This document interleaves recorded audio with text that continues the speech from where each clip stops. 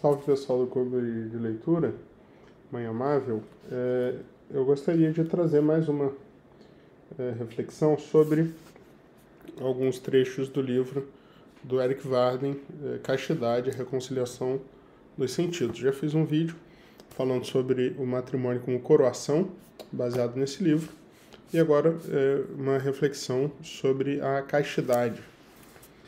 Eu separei aqui 3 parágrafos, um mais lá para trás do livro, na página 113, e 2 na página 127, mas que eu acredito que a gente pode fazer um link e desenvolver aqui a ideia que eu queria destacar para vocês. Então, a primeira coisa é sobre a castidade. Diz assim: a castidade está associada, na mesma medida, ao estado matrimonial e ao virginal. Não há distinção de grau.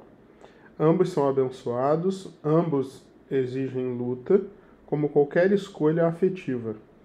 Vincular-se a um amor é ordenar outros amores, permitindo que as moções do coração e da carne sejam temperadas por uma vontade iluminada pela graça e pela razão.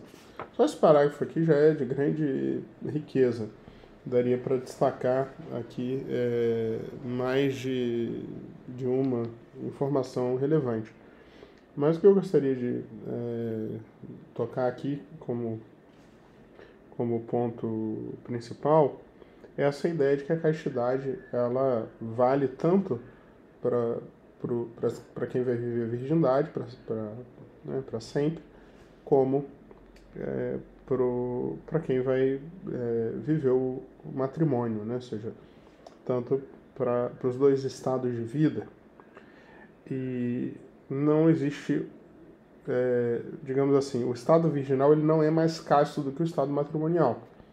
Ou seja, a gente não deve confundir celibato com castidade, certo? Um casado pode ser tão casto ou mais casto do que uma pessoa celibatária. Né? Porque o que é a castidade? A castidade é a ordem do amor, certo?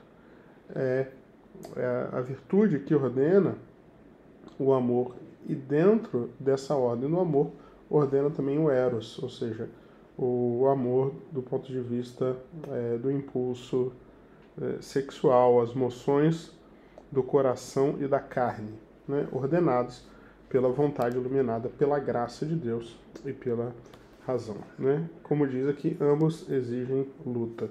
E aqui eu gostaria de pular lá para o parágrafo que está na página 127, que diz assim: um erro que os cristãos cometem com frequência é pensar que a castidade é algo normal, mas não, ela é excepcional. A virtude não é fácil. Quando tentamos praticá-la, descobrimos que as feridas do pecado são profundas. Elas nos condicionam a fracassar em nosso propósito. Assim como nos esforcemos para aprender a ter caridade, paciência, coragem e assim por diante, devemos nos esforçar para nos tornar castos, deixando que a graça faça seu trabalho lento e transformador. Salvo fulgurantes exceções, o crescimento na graça, como qualquer outro crescimento, é orgânico. Ocorre lentamente, ocultamente, e não sabemos como. Contudo, com o tempo, dará frutos. Olha que interessante, né? Ou seja, um erro comum dos cristãos é achar que a castidade é algo normal. Castidade não é normal. Castidade é excepcional, né? Porque a virtude não é fácil. Né? O que ele quer dizer aqui quando ele fala que a castidade não é normal? Ele está dizendo o seguinte: nossa natureza está ferida com o pecado original.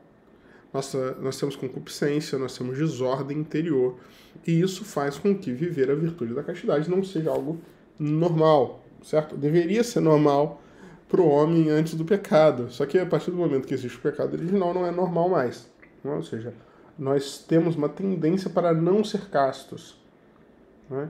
Por isso que a castidade é algo de excepcional e que nós temos que pedir a Deus pela força da graça. E a graça de Deus ela vai atuando em nós de forma orgânica, lenta. É um trabalho invisível que vai acontecendo dentro de nós. Isso aqui vale tanto para quem é celibatário quanto para quem é casado, certo? Porque o matrimônio também exige castidade, o matrimônio também exige ordem do amor, né? Para que haja fidelidade, para que haja pureza na relação entre marido e mulher. E por isso, né, aqui o Eric Varden fala, a principal ascese exigida de um cristão é a confiança. Né? Nós precisamos confiar na graça de Deus. Por meio da confiança, desistimos de reivindicações ilusórias de onisciência. Nós nos entregamos nas mãos de Deus e escolhemos ser reformados de acordo com o seu propósito. Somente Ele pode realizar sua semelhança em nós, unindo em um todo casto os fatores díspares que compõem nossa história e personalidade.